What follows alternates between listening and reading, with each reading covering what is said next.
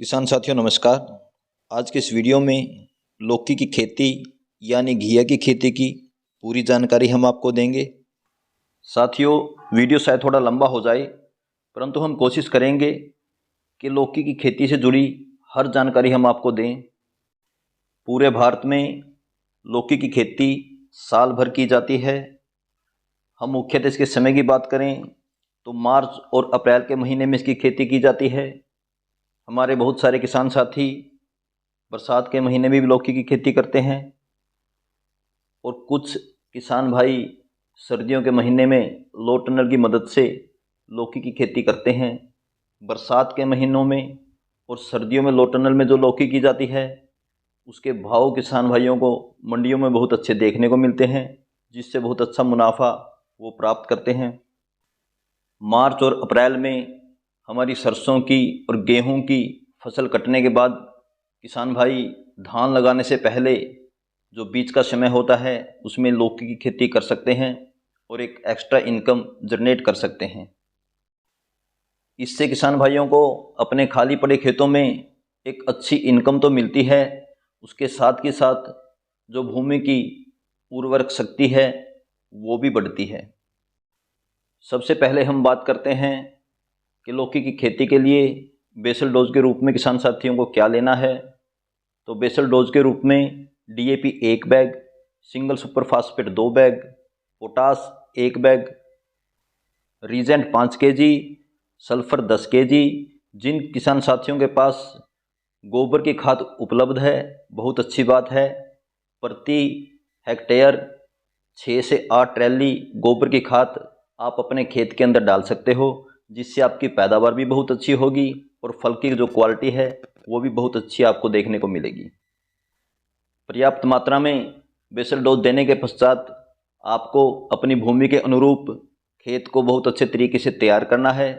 सबसे पहले कल्टीवेटर से 2 या 3 बार गहरी जुताई करनी है। उसके पश्चात आपको 1 या 2 बार रूटावेटर निकालकर खेत को बहुत अच्छे तरीके से तैयार कर लेना है। खेत को बहुत अच्छे तरीके से तैयार करने के बाद आपको बेड निकालने हैं। आपको बेड की दूरी लगभग 10 फीट रखनी है। जब आप अच्छे तरीके से अपने खेत को तैयार कर लेते हो और बेड निकाल देते हो, उसके बाद किसान साथियों बात आती है सीड लगाने की। तो सीड लगाने से पहले एक अच्छी वैरायटी का चयन आपको करना होता है। सीड की अगर हम बात करें तो बहुत सारे अच्छी कंपनियों के अच्छे सीड मार्केट में उपलब्ध हैं। मैं कुछ उन्नत किस्मों के बारे में आपको बताने जा रहा हूं। सबसे पहले है VNR कंपनी का हरूना। VNR कंपनी का हरूना एक अगेती किस्म है। जो किसान साथी अगेती खेती करते हैं उसके लिए यह बहुत अच्छी किस्म है। इसकी पैदावार बहुत अच्छी है और इसमें रोग भी बहुत कम देखने को मिलते हैं। दूसरा हमारा सीड है VNR कंपनी का ही सरिता। किसान साथियों, जो किसान भाई लौकी की खेती करते हैं उनके लिए VNR सरिता बहुत अनुकूल और अच्छी पैदावार देने वाला सीड है। इसके बाद हम बात करें तो सिजेंटा कंपनी का विनायका बहुत अच्छा सीड है। बहुत अच्छी इसकी पैदावार देखने को मिलती है। किसान साथियों, माइको का 8 नंबर बहुत अच्छा सीड है। इसकी पैदावार थोड़ी सी लेट किसान साथियों को मिलती है, परंतु इसकी पैदावार बहुत अच्छी होती है। इसके बाद साइन सीड का अप्सरा बहुत अच्छी वैरायटी है। अच्छी पैदावार इसकी किसान भाइयों को मिलती है और रोग भी इसमें बहुत कम देखने को मिलते हैं। लौकी की फसल में मुख्यतः लगने वाले रोग थ्रिप्स, फंगस और डाउनी इत्यादि हैं। किस प्रकार से समय पर स्प्रे कर हम इन्हें कंट्रोल कर सकते हैं, तो चलिए किसान साथियों उस बारे में बात करते हैं।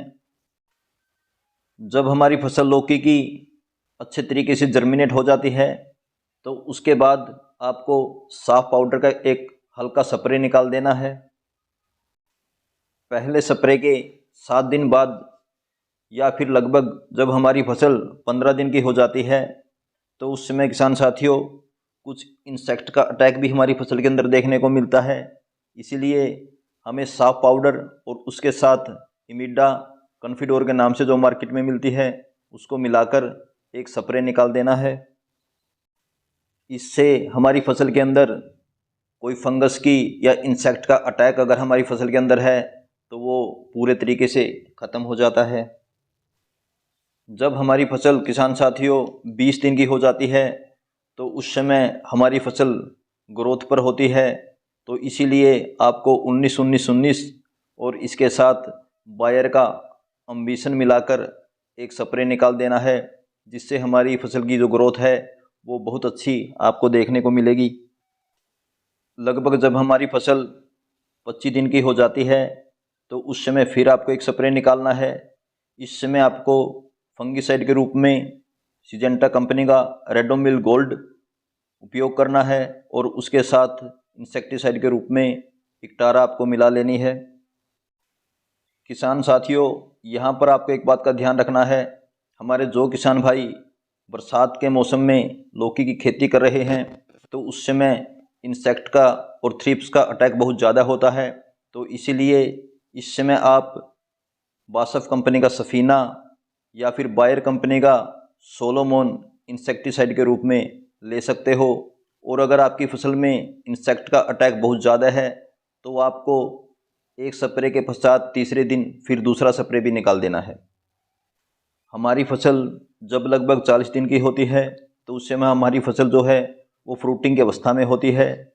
इसीलिए हमारे किसान साथियों के सामने लौकी के फलों के गिरने की और गलने की समस्या बहुत देखने को मिलती है। इसीलिए किसान साथियों, यहाँ पर आपको सुमोटोमो कंपनी का विद्युत और बायर कंपनी का प्लानोफिक्स इस्तेमाल में लेना है। यहाँ पर आपको इसकी डोज का खास ख्याल रखना है।